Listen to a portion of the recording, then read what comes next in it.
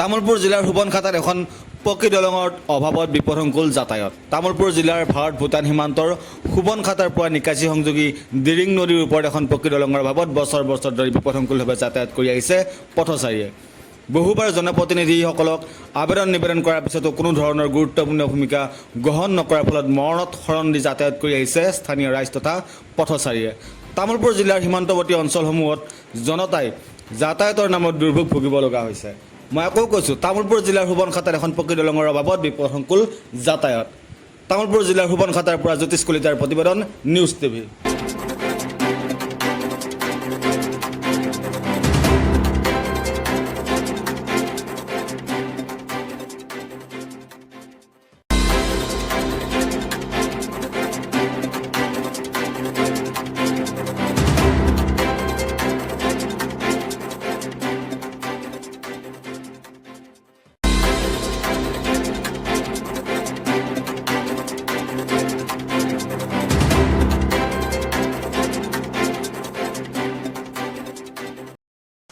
এতিয়া ধৰক আমিতো এই দিৰিং নদীৰ কাৰণে আমি সদায় তাৰমানে বাৰিষা আহিলে জৰ্জৰিত সমস্যাত মানে ভুগিব লগা হয়।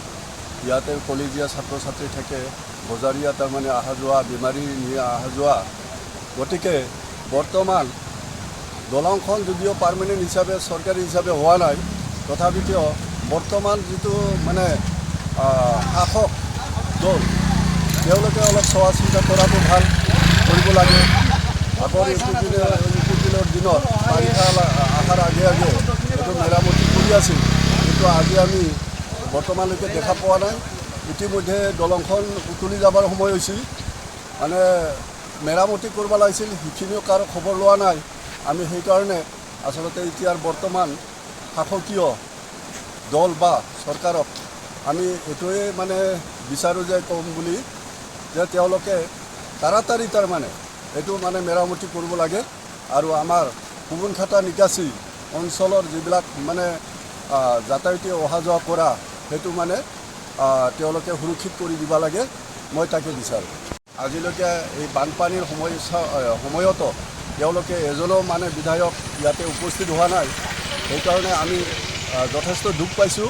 তেওঁলোকে আহিব লাগে, তেওঁলোকে চোৱা চিন্তা কৰিব লাগে আৰু মেৰামতি হয় না বোলে একেবাৰে নতুনকৈ এই মানে কি বুলি কয় আপোনাক অস্থায়ী যিটো দলং আমি আগতে আগৰ চৰকাৰে যিটো বনাইছিল, সেই হিচাপে মজবুতকৈ অহা যোৱা কৰিব পৰা হিচাপত বনাই দিব লাগে।